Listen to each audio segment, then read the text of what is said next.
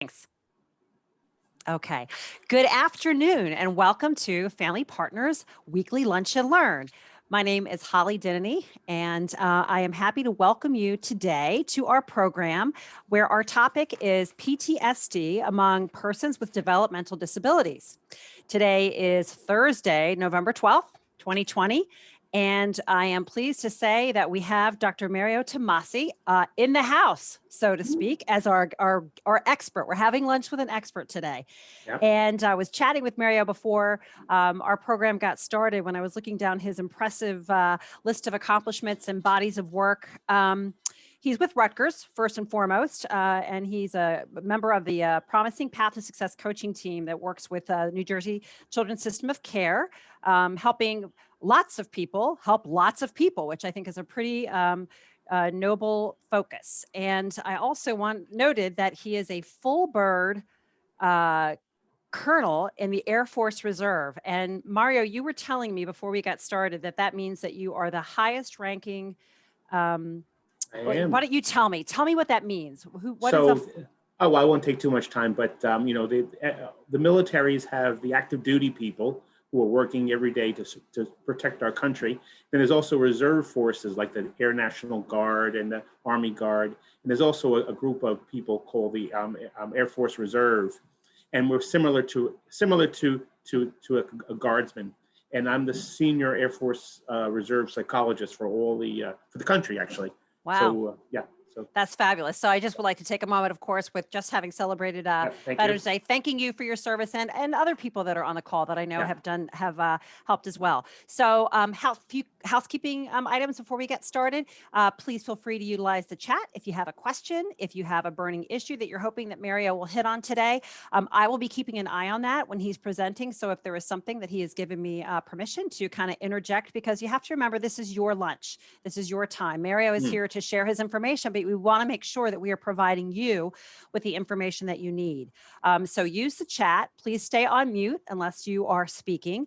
And we will be providing you with a videotape of this presentation following also. So don't go too crazy taking notes. If you'd like to be able to review things after the fact, you may do so. And I also want to tell you that as you know, you're eating lunch, it's fine to keep your camera off, but we're trying a little something new and a little something fun this month. And at the end of the presentation, I'm going to ask you to turn your camera on and show us your pearly whites. We'd like to kind of document that everybody's here and learning today. So with no further ado, I am going to turn the program over to Mario. So please take it away, Mario.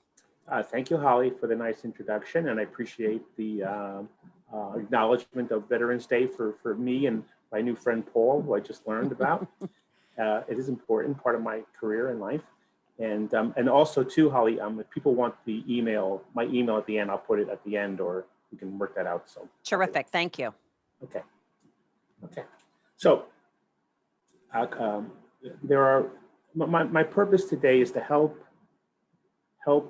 everyone who's listening better understand the complexities of healing trauma, PTSD in particular, among individuals with intellectual disabilities. For a long time, it was thought to not be possible. And even the best well-intentioned providers didn't think that it really could be addressed in a meaningful way. And not that it was completely undoable, but very, very difficult. And many providers kind of went away from this idea that we can actually treat them. And I'm here to tell you that it's possible, but it's not easy. And I want to bring home this idea that if you are going to endeavor to be a therapist who wants to treat PTSD among those individuals, or if you're perhaps an administrator in an agency where you want to bring this into your portfolio of services, you really have to have very highly competent therapists who are good in these three skills. And this is rare. You have to have a clinician who understands how to do the diagnosing and understanding of intellectual disabilities. The therapist also has to have a very good grounding, a very good understanding of the basic theory of therapeutic change. And this is really important because things don't go the way we plan. And if you don't know the theory of what you're doing, you don't know what questions to ask. And third, that the therapist who wants to be an effective healer really needs to understand how trauma works and how trauma-related therapies work. And so there are many therapists who understand number three, the trauma-related healing. And there are certainly many therapists who understand intellectual disabilities, but there are few who understand all three of these. And very often the system of care, even when the intentions are the best, young clinicians just don't have all these skills ready. And often they have caseloads where they're faced with working with these sorts of individuals. And I hope that this helps direct people so they're better informed. So the first skill, this idea of understanding how to diagnose an intellectual disability. There are three sorts of, there are several pieces of it, but the three major pieces. One is that you have to be able to show that there's a deficit in intellectual functioning. Now, the old timers who are listening may not realize, but the way to do that has changed. In the past, you tend to focus only on IQ, but the new way of doing it, the most innovative way of doing it is to look at all intellectual functioning, not just IQ. And I'll explain this a little later on as we go. But it's not just about IQ anymore. And you'll find many providers who don't understand that and who are still focusing just on IQ, which is an error. And Mario, if I can just jump in, I know you're in the middle of this thing, but we've had a question already, like, how as a parent do you interview a therapist who? Yeah, good. Yeah, right. Whoever asked that question, that's exactly, I love that question, because as I talk today, I'm going to be giving you some tips. Okay, and thank then you. If I don't answer all the tip questions, I'm happy to talk about it at the end more. Okay. Thank you, Mario. Thank you. Yeah, exactly. Right. The second thing that the diagnostician has to be able to know how to do, they have to know how to make the diagnosis to show that there's impairments in adaptive functioning, and I'll show that too in a minute. And also too, this may seem sort of obvious, but the problem, the deficits have to occur during childhood, so it can't be acquired. You can't get a developmental disability when you're an adult. It has to happen between 0 and 18. For the most part, there are some minor modifications to that, but typically between 0 and 18. Okay. Now, I want to show you something. Here is an average Joe. He's average Joe. And if you look at his intellectual functioning, would be 100. Now that might be confusing, because sometimes we think about IQ as 100, but really the number 100 is sort of a made up number. It's just to denote the kind of the average individual. So the average individual on the street has 100 IQ points or 100 intellectual functioning points. That's more of a statistical sort of number. And if you kind of put it on a little graph, this is called the bell curve.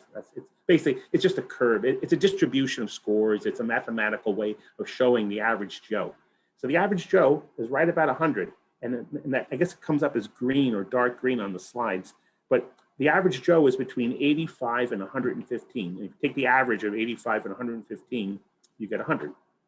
That's the middle. That's the middle. So most people that you meet in your everyday travels has an intellectual score between 85 and 115, and you pretty much can't tell anyone apart just by looking at them when they're in that average range. Okay. But now, now because it's not just IQ. In the past, people focused on IQ, but now it has to do a lot more with other intellectual capacities like reasoning and problem solving and planning and judgment and learning, and in being able to focus and have attention and memory. These are the other areas of intellectual capacities that need to be measured by a good provider. And they have, and the way they do that is through very rigid and planned tests. You have to have access to the tests to do that. You just can't guess.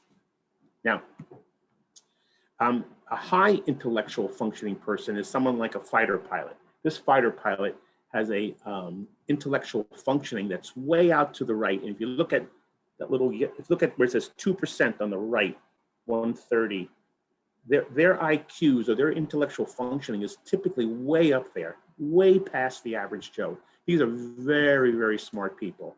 So they're not only is their IQ smart, but they're also better problem solvers. They're better at planning. They're better at attention. They're better at memory. They're better in all categories of intellectual functioning. And the typical fighter pilot has an IQ of 120 plus. Okay. So now, if you go to the other way, where it says sub-average intellectual functioning, and see how it's pointing to that little 2% that says 55 to 70, that's when you start talking about intellectual disability. So this is really important. So just as the fighter pilot is much smarter than the average Joe, the person with an intellectual disability is much more impaired than the average Joe. And it's kind of out of favor now, but we call it sub-average because it's way outside the average zone. And in a few minutes, I'm going to be telling you about the blue space between 70 and 85. But right now, we'll just talk about the sub-average. So if a person tests in the sub-average range, well, they're going to have noticeable impairment. They're going to have noticeable difficulties. They won't look any different. I mean, their appearance will be just like everyone else, and they can work and go to school and be independent, but they won't be as high functioning as other people. And typically in conversation and typically in their ability to be high achievers, that's when their deficit begins to show up. So they may not look any different, but their work, their ability to work and their ability to achieve will be much less than the average Joe.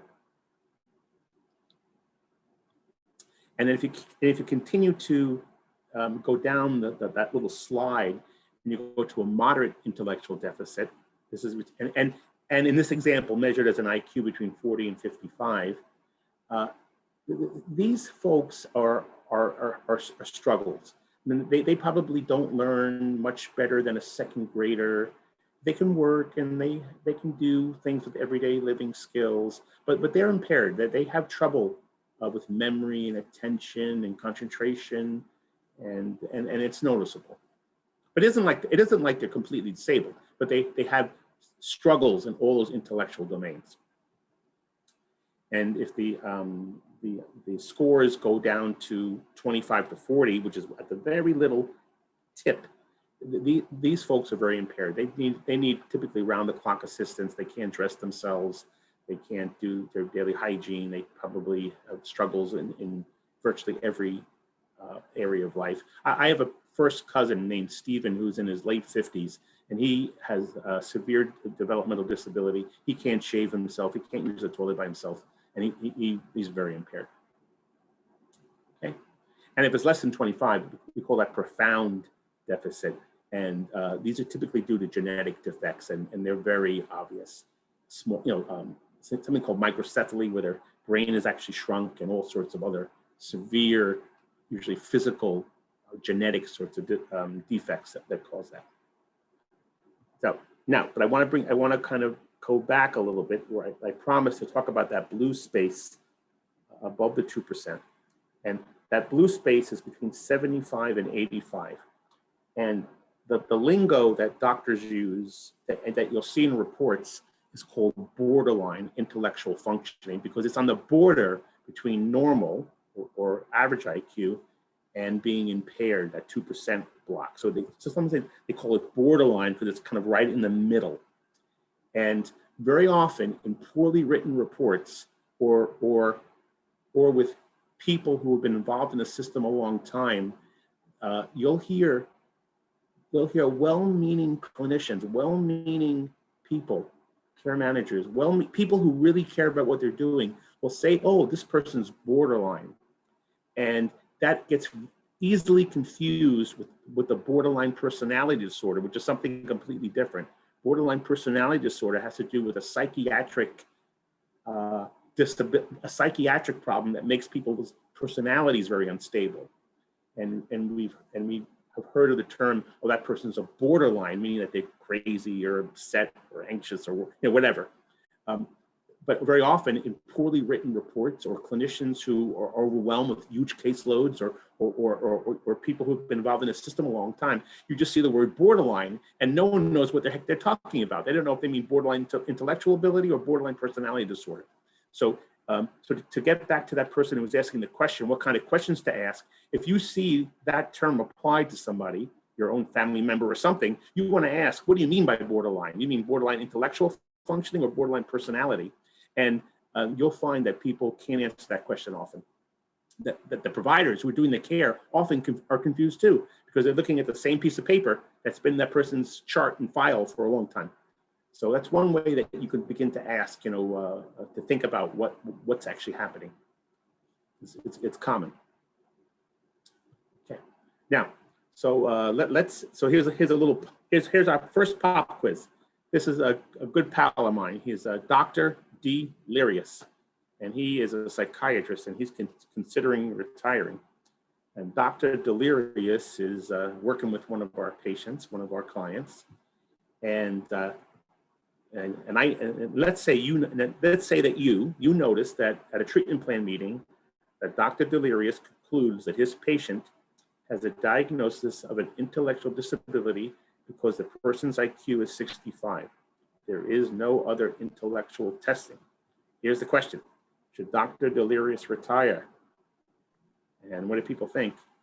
The answer is yes, he should, because Dr. Delirious is using the old way of doing the diagnosis by using just IQ. That is no longer valid. It's a full range of intellectual capacity that needs to be measured. So Dr. Delirious is using an old textbook, and he should retire. Okay. Now, yeah, okay, so that's really important. Okay, now, okay, so if you have this intellectual deficit, that's not enough for the diagnosis. What also has to be evident is impairments in domains of human development, and then there are three domains. There's the physical domain, social domain, and cognitive domain, and I'll tell you about all three. The physical domain is like the physical milestones we all know about. When the baby first walked, when the baby first made eye contact, when they crawled, fine motor skills like using your fingers, or gross motor skills like flapping your arms, right? And we measure how well a person is developing based on those milestones. And there's lots of variability, but we say, oh, he's walking already, or he's crawling already, or she's already grasping your rattle, because those are the milestones that we expect to see. Now there are cognitive milestones, and those milestones have to do with how well this person is growing intellectually. So their memory, color reception, counting, planning, all those things. And as children develop, these skills get more and more refined. And we look at those skills to decide if they're tracking developmentally normal. Then there are emotional milestones that kids make. They learn to share and take turns. They learn to actually regulate their emotional reactions, meaning at first they have a tantrum, but soon they begin to learn that tantrum doesn't work, so I'll just be mad for a minute. And as they develop, they learn how to regulate their own emotional responses. And that's part of emotional development. And kids have milestones that they need to make for us to feel that they're on track. Right? But when there are delays in development, there are delays in reaching those milestones, meaning the child may not walk when we think they're going to walk, or they may not learn to regulate their emotions when we think they will, or they don't have the cognitive skills that we think they should. And when those delays are severe and pronounced, that's when they become noticeable. That's when we think typically, oh, something's wrong. That my kid's not doing this the right way, or you see maybe you see a child at a preschool and you just know something's not right. That's because you're noticing a delay in one of their milestones. Okay. And the reasons why those delays happen, there are many reasons. As I sort of alluded to before, in severe cases, there are genetic abnormalities, or there could be brain injury, or there could be complications during pregnancy or birth. And the third one, Teratogens, that word Teratogens means like something happened within the uterus where there is either a foreign substance or a lack of chemical or a severe exposure to radiation or drugs or alcohol. But that's what that word means, that something happened within the womb that affected development. Okay, and so here is a one that maybe some of us know about or have seen before. Does anyone recognize this? This is fetal alcohol syndrome. And the reason why you may notice that is because they have a characteristically smooth philtrum. The word philtrum, Philitrum, is like F. You pronounce it as philtrum. That's smooth. The lip is thin. Their eyes tend to be narrower. And there's ranges, but the reason why you typically notice is because of that smooth upper lip. And there's many other clinical issues that make us notice. Here's just one that's kind of common. Well, not common, obvious to see. Okay, but now this is where that skill comes into play. So it's not enough just to know how these developmental delays occur. You have to be able to make the diagnosis. And so you have to be able to judge whether or not this is a severe impairment. And the practitioner who's doing that has to do a thorough assessment to know if these impairments are severe. And they have to make the assessment that it's going to be chronic, meaning that it's not going to go away. So what I'm trying to say is that sometimes there are medical problems or learning problems that may look like a developmental disability, but they're going to go away. And then the person doesn't, and the diagnosis doesn't apply. And so the person the diagnostician who is not careful may make the error of over-diagnosing when they shouldn't have done it, because they didn't really understand that it has to be severe and chronic. Now, it may appear that way when you first meet a kid, it may appear severe and chronic, but if you don't do a thorough assessment, you may make the mistake and not really make it properly. Hard to do, okay? And so these impairments that are severe and chronic have to affect the person's adaptive functioning. So in other words, how they live their life has to be affected by that. So, and the way you do that is usually through either testing, which typically includes a caregiver report. And so adaptive functioning has to do with practical skills, use the toilet, hygiene, getting dressed. Conceptual skills, counting, memory, learning, taking turns, things like that. And then social skills, being awkward, eye contact, making reasonable judgments about someone's truthfulness. And when these deficits appear in these domains and the assessor makes the determination that they're chronic and severe, then the diagnosis is appropriate. So you have to do assessments in all these domains. And there are standardized testing instruments that exist to help do this. And so getting back to that person's question about how do you know as a parent? Well, if someone is saying they have your child has this diagnosis, you want to ask, what test did you use? And if the person can't answer that, that means they didn't do it. And if they can answer it, that's at least one piece of evidence that they're doing it correctly.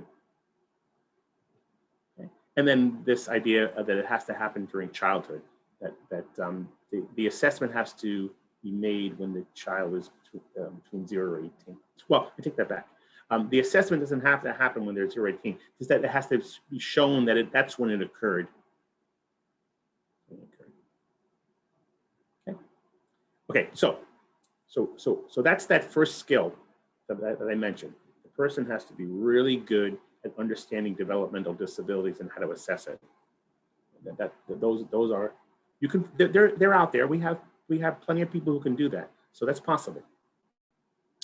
Okay. Now, the second part is this idea of really understanding. The second skill is understanding trauma and the basics of trauma. And you have to find a therapist who knows how to do this. So now I'll tell you about the key things you should be thinking about in this area.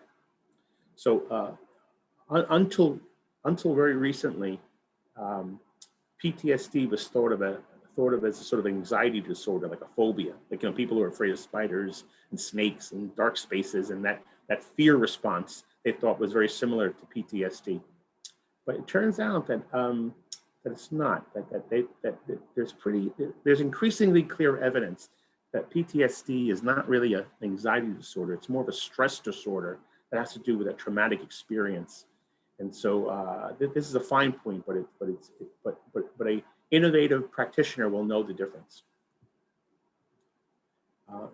So PTSD and other psychiatric disorders and intellectual disabilities are much more common. And I'll come back to this in a minute, but it's much more common for an intellectually disabled person to have a PTSD diagnosis. They're 4 times more likely. They have higher rates of being sexually abused, physically abused, emotionally abused, and they have higher rates of life-threatening illnesses and family breakup. And sadly, among females, sexual assault occurs. 8 out of 10 females who have an intellectual disability have been sexually assaulted. And the sad fact is that the assaults happen from people that they know, family members, acquaintances, staff persons, bus drivers. And the reason why that is, it's tragic, is because if you remember what I was talking about prior, if you have a delay or a deficit in your social skills, or you have a delay or deficit in your intellectual skills, well, you're more gullible and you're more less aware of danger signs, and you're not as good of a planner, and you may not be able to voice your opinions as strong as other people, or you may misinterpret the cues that you're receiving from another person if you have these disabilities. So the disability puts them at greater risk for being tricked and coerced, and that's why it occurs such a greater rate. And so the amount of disorders for those reasons also increase. And a recent study found about 30 to 40% of all.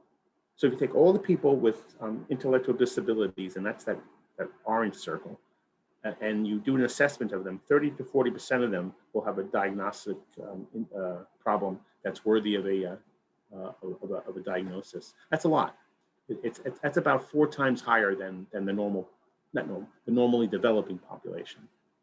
So the normally developing population has a disorder rate of about 10%, a little less, and folks with ID have 3 to 4 times that amount. Okay? But the research also says that the rates of diagnoses are probably underreported, and which means that we think the rates are probably higher.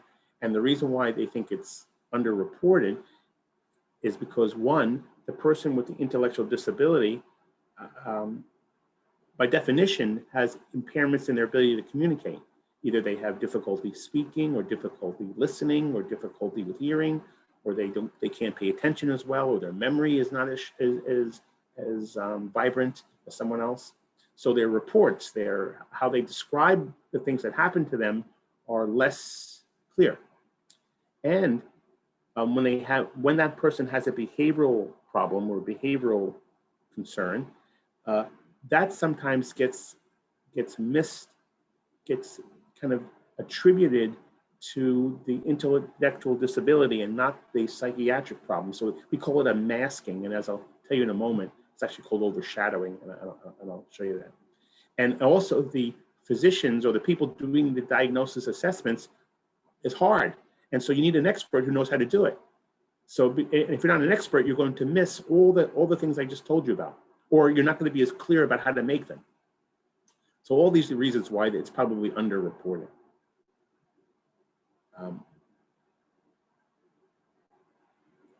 And as the intellectual deficit gets more severe, the diagnosis becomes even more difficult, because as your intellectual functioning goes lower, you may not have the ability to speak at all, or perhaps you have a very limited memory, or many other reasons why.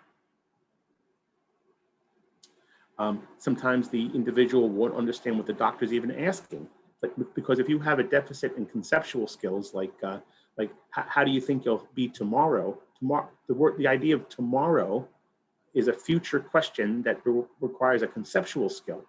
If the person with a disability doesn't have that capacity well developed, they won't know what the doctor's even asking. Or if you ask the person, how did you feel yesterday? Well, yesterday is really a conceptual skill, and the person may not know how to even answer that question. Or they may answer in a way that the doctor misunderstands and applies it in a different way than the person really intended. And these limitations and distortions get in the way of how the provider may be making that diagnosis.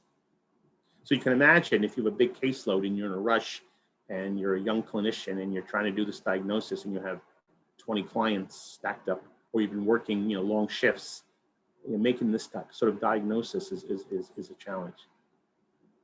And this is a very commonly described problem, and there are several others.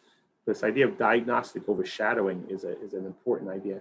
That means that sometimes a person making the diagnosis will attribute the problems not to a psychiatric problem, but to the intellectual disability itself. So there's an overshadowing, a masking, and that's tragic, because what happens is that the person who needs the treatment is not being diagnosed because they're saying, oh, that's just his intellectual disability. That's why they're acting out. That's just their developmental delay. that's why they're having that problem at school. When really it could be a real psychiatric problem that's not being diagnosed. And if it's not being diagnosed, it's not being treated. And that's the danger of overshadowing, that people who need psychiatric help aren't getting the help they need because the doctor's not making the diagnosis. And that happens all the time, tragically. So these people are being cheated, these families and individuals who really have a bona fide diagnostic problem are not being diagnosed when they should be. And when it's appropriate. I'm not saying we should do it when it's not appropriate, when it's appropriate. Okay. Now, I'm going to talk a little bit about PTSD in particular, because that's really the focus of what we're going to do today.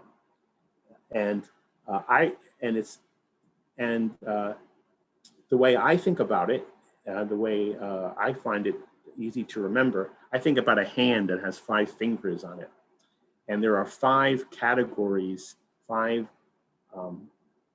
categories of symptoms that have to be present in some combination for the diagnosis to be made. And I'm going to go through all 5 of the fingers. And this first slide is just a quick overview, and then I'll go through each one kind of more clearly. So, what happened there? Yeah, okay. So the thumb, the first one, is this trauma experience. So as I talked about, many individuals with intellectual disabilities experience trauma. But the trauma has to be profound. In other words, the trauma has to be such that the person feels that that their life is in danger, or they're going to be very sick, or someone that they're close to is very sick or is dying. So they have to have this trauma experience that's severe. And the reason why this is important, because what you'll see a lot, especially in some cases, you'll see a diagnosis of PTSD made incorrectly. In other words, the person will experience a trauma, a terrible trauma, but it may not necessarily meet criteria for PTSD. So not all people who have traumatic experiences get PTSD. In fact, many people, most of us, have all sorts of traumatic experiences and we don't get PTSD. We have a trauma episode.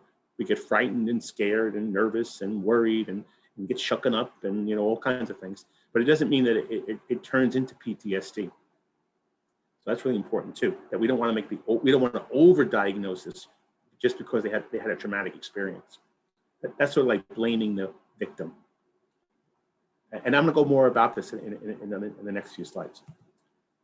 The next thing that you have to have, this kind of the pointer finger, I think about it, is intrusions. And intrusions means that the person who experienced the trauma has to have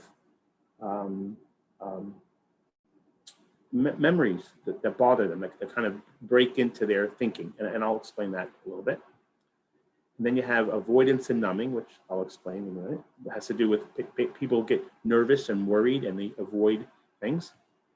And then you have to have anxiety and emotional arousal. That's the fourth.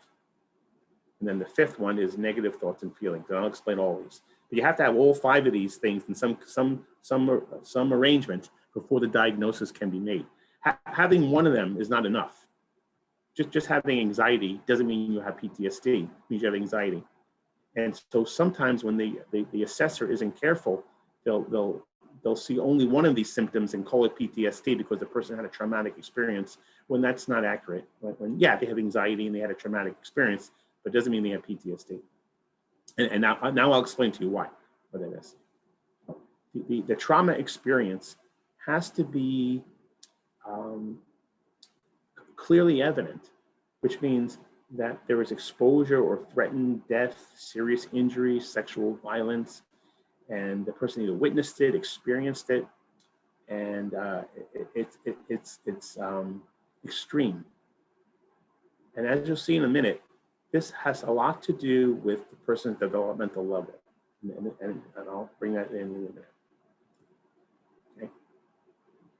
If the person has an intellectual disability and they don't perceive as well, they don't have the same memory capacities, right? Then they may experience this idea of trauma different than a person who doesn't have a disability. So in other words, they may have elevated stress. They may have more of a focus on the life-threatening component of it. They may make over assumptions, or they may make appraisals about the threat in a more extreme way compared to other people. So like for instance, placing a person with, if you have a person who is developing normally and you put them in a restraint chair, yeah, that's traumatic and that's scary and that's frightening and no one wants to be restrained. But if you have a person who has an intellectual disability and you restrain them, because they have these attentional biases, they may see that as very life-threatening, catastrophically life-threatening. The person who's developing normally won't like it, will hate it, will feel a traumatic experience, but it won't be strong enough to develop PTSD. But if the person has an intellectual disability and they have this limitation, they may indeed think this is life-threatening. So the person who's not careful may miss that diagnostic component.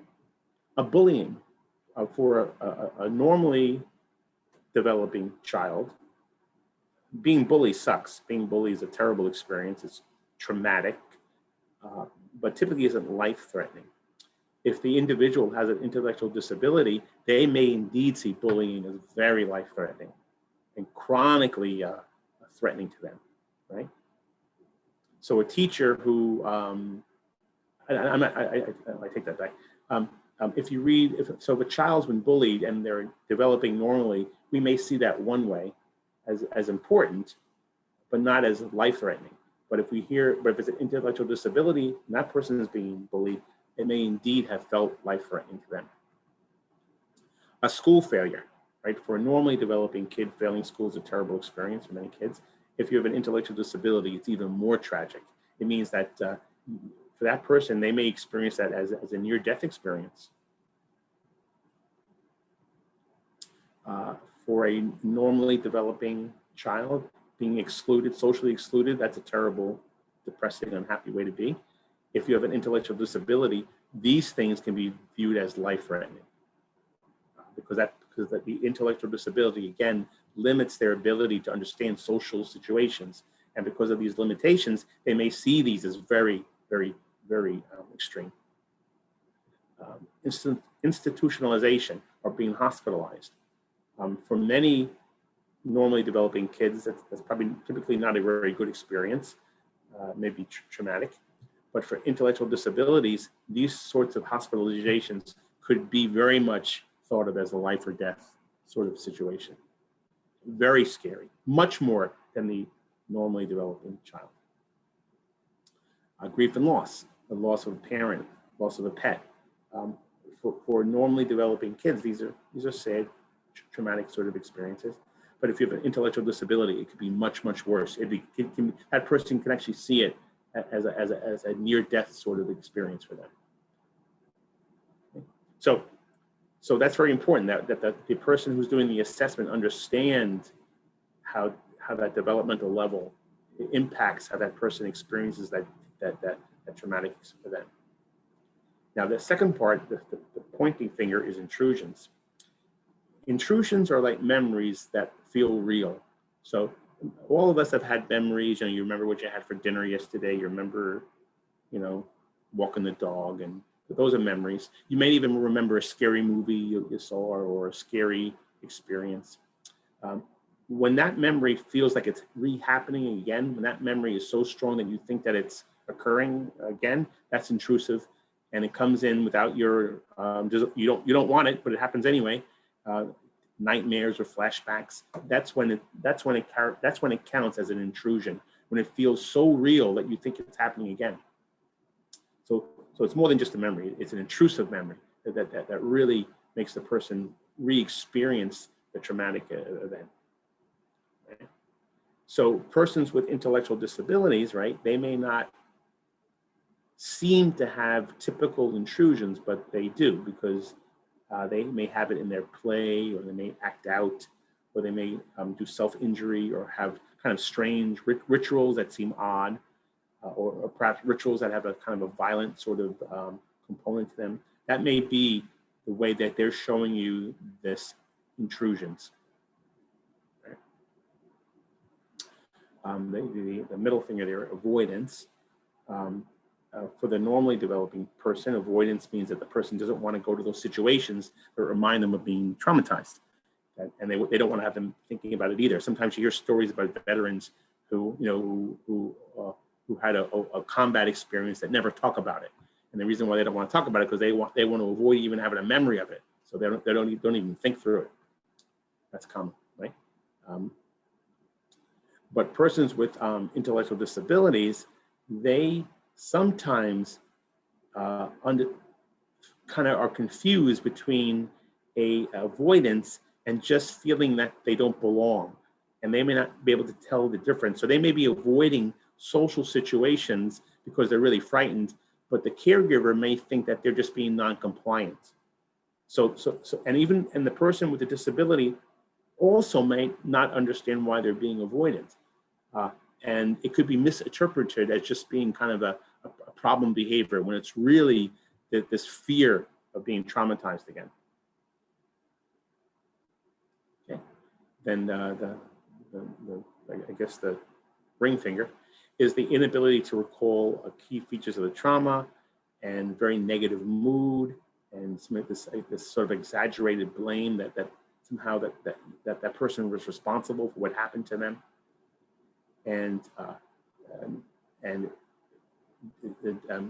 the word affect means kind of like your emotions. So negative emotions, decreased interests, isolated detachment. That's kind of common when someone has PTSD.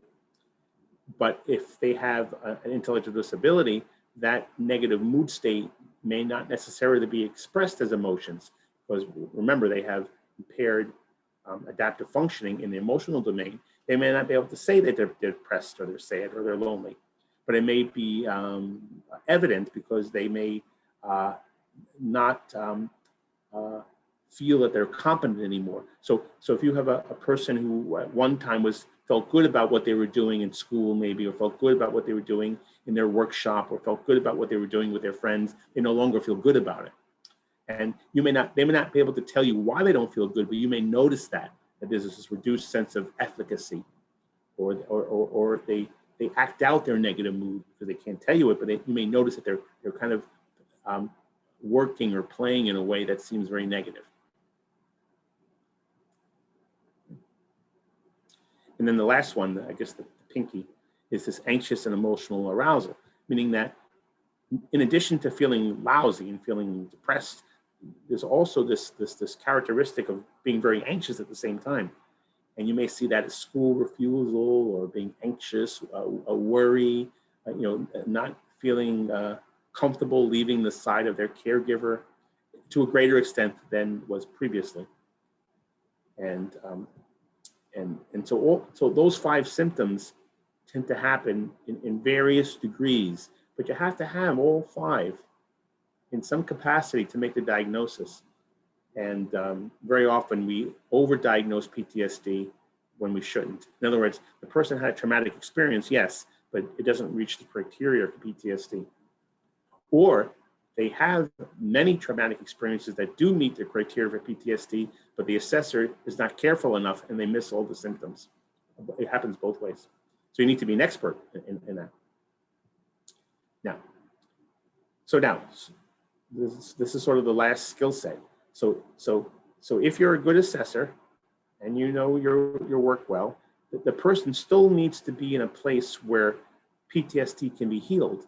And there's some important points here. One, that they have to be in a trauma-informed setting. And I say, of course, because for a long time that wasn't really thought about. But New Jersey is New Jersey has done an incredible job, and virtually all the settings are now trauma-informed.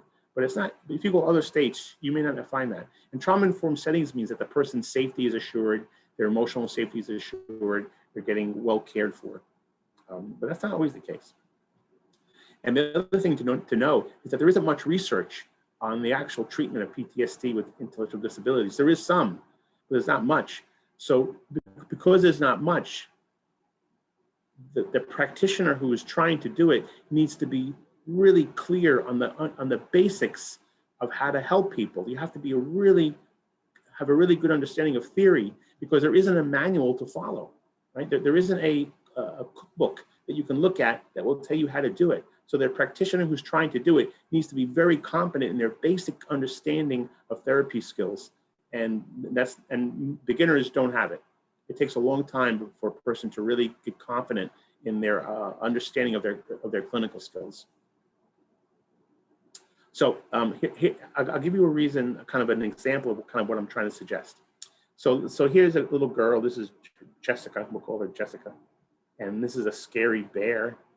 And here is a scary bear. And here's Jessica. And I flipped her.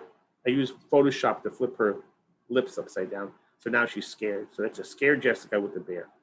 So is Jessica afraid of the bear, or is Jessica afraid of what the bear will do to her? Well, she's afraid of what the bear will do to her.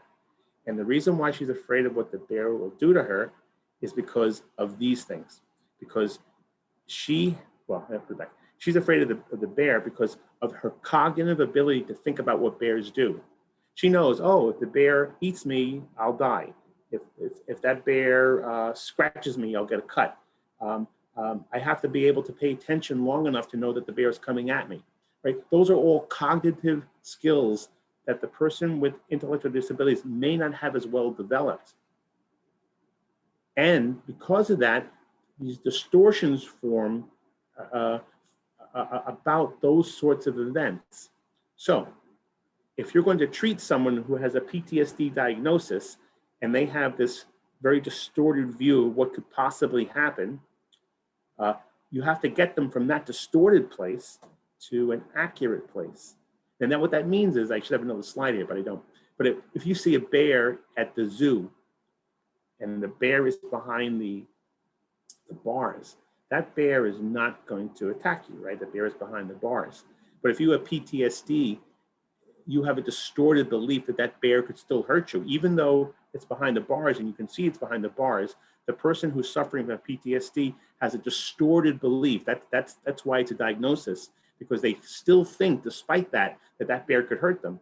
And so you have to get that person from that distorted, inaccurate belief to a more accurate thinking. And for a normally developing child, making this jump is difficult. Adults spend time in therapy trying to learn new ways of thinking about life. It's very hard to move a person from distorted, inaccurate cognitions to more accurate ones. And it's equally, and it's much more hard, much more difficult with intellectual disabilities, because the very capacities that they need to be able to do, they don't have, or they have it in a delay.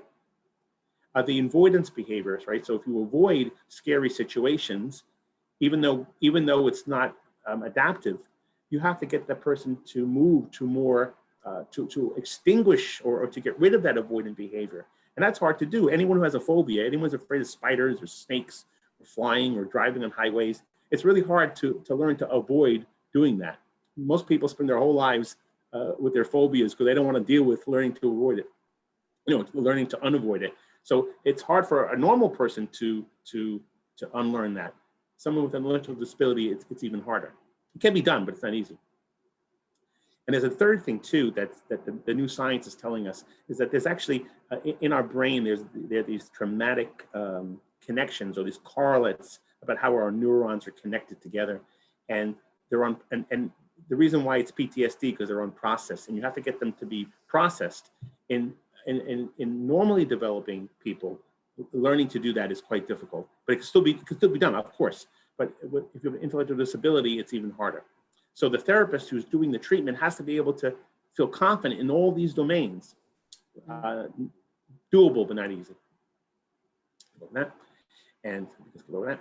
Okay. And now, positive. I want to say a comment about positive behavioral supports. A lot of programs have really good positive behavioral support programs where the person in their care is being cared for, and they're getting proper care, and they're being nurtured, and they're thriving.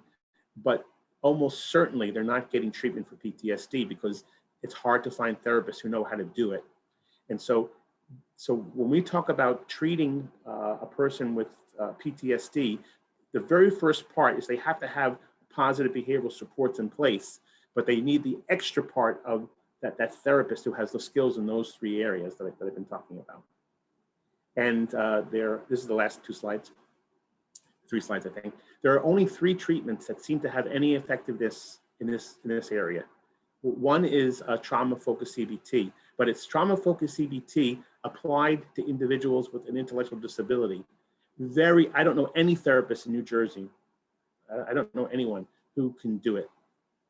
I mean, there are plenty of therapists who know trauma-focused CBT. That's common because it's been well documented, and that works well for normally developing kids. But to use trauma-focused CBT with an intellectual disability can be done, but I don't know anyone who knows how to do it. But that's one approach. Then there's another approach called psychodrama that seems to have effectiveness. That's where with certain groups of kids who have PTSD and intellectual disabilities, there seems to be some effectiveness in putting them in sort of group psychotherapies where they act out some of their traumatic events. I don't know much about, I don't know who does that now, but there's certainly a very famous book on that that's well written and has some evidence to suggest that that alone could be really useful.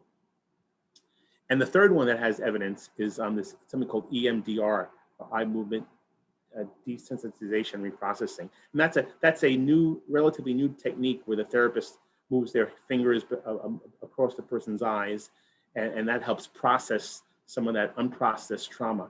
And it works really well with normally developing people, and there's new evidence to suggest that it works well with intellectual disabilities. But I don't know anyone in New Jersey who knows how to do that. They probably are, I just don't know.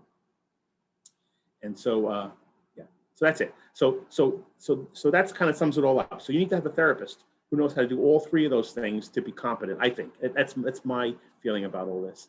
And I think I went over time, I don't know. That's it, Holly. I can stay on the phone for as long as you need me to. That's great. I mean, that's a lot of information, Mario. Yeah. And I thank you for you for your presentation. But my question for you, looking at all of this, is obviously you have to really understand not only the person treating the intellectually but also both the clinician needs to be well informed, as does the caregiver, to make sure that they're connecting the right. Is it bleak? No, it used to be bleak. It's not bleak anymore. No, it's not bleak. No. But people think it's bleak. So you'll find providers who will say it's not possible, and they're wrong. They just don't know they're just not capable, perhaps. But they'll use the excuse. I don't know. Excuse is the wrong word. They use the they use the data that they have, and they've been taught that it's very difficult. So it probably can't be done. I lost you.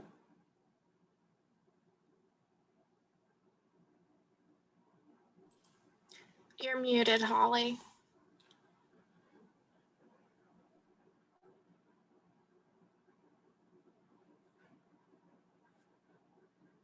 You're muted. I'm sorry. Are there resources that people can go to look for good therapists or connections? Yeah, there is a national association. It's something called the National Association for Dual Diagnosis, or NADD. And in the slides, I have references to that organization. You can Google it. Google NADD. They'll come right up. They're the national. They're by far the national leader on this sort of problem. That's great. Thank you very much. Dr. Mario, it's interesting too. I just want to point out to our viewers that next week we actually have, we've done the presentation on trauma-focused CBT before yeah. in English. I know it's different for ID versus well, it needs to be expertly adapted. It's doable. And a good practitioner of trauma-focused CBT who really understands what they're doing could probably adapt it.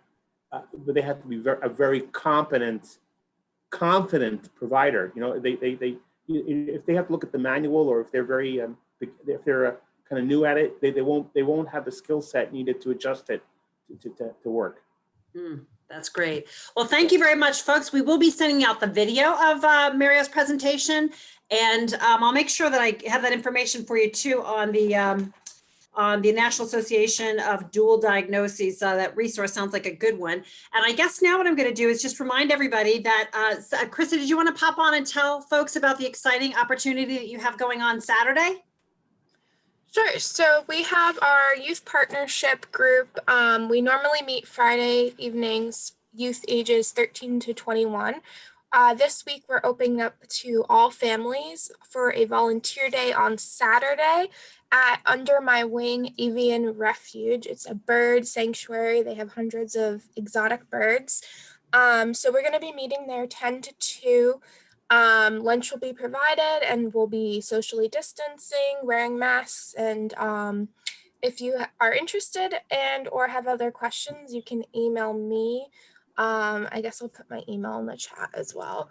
And that's a full family event, right? Everybody can go. Yep. Siblings can come. It's not a drop-off event. Parents need to stick around, but that's kind of an opportunity to do something different. And I looked at the weather, and it's supposed to be nice. So I think that's a really good opportunity to keep in mind. And you don't have to be, it's open to the public. Anybody can join in the fun. There is a cutoff though, so RSVPs are required. I also just wanted to make folks know, we do, as you know, we do lots of things during the week. We have support groups for moms, for dads, for teens. We have a support group in Spanish, and we are doing more programming in Spanish. And next week, we actually offer, Monday evening, we're doing a presentation, much in line with what Mario was talking about, a presentation in Spanish on talking to your youth about sexuality and sexual body image issues and things like that. Youth who have intellectual disabilities. That's a hard conversation for anyone. So that's in Spanish. We hope to offer you that in English in December. And we also have next Thursday's Lunch and Learn is actually our Conversaciones Mientras Almorzamos, which is in Spanish. And we're going to be talking about trauma-focused CBT in Spanish. So that's something, a few things are coming your way next week.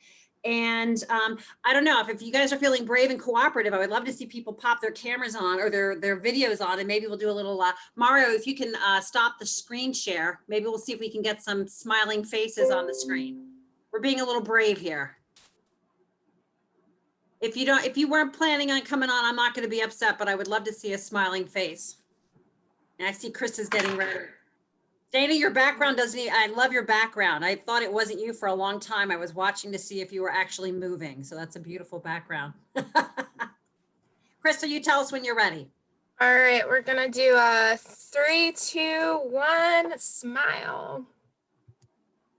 All right, and one more for good luck. 3, 2, 1, smile.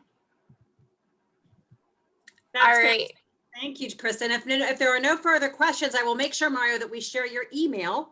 So if anybody has follow-up questions, but thank you so much for always explaining something that's not so easy to understand in a way that's easy to understand. I appreciate 5 fingers and all the very helpful pictures. So thank you for spending your time with us today, Dr. Mario. And friends, we hope to see you again soon. Stay healthy, everyone. Bye now. See you.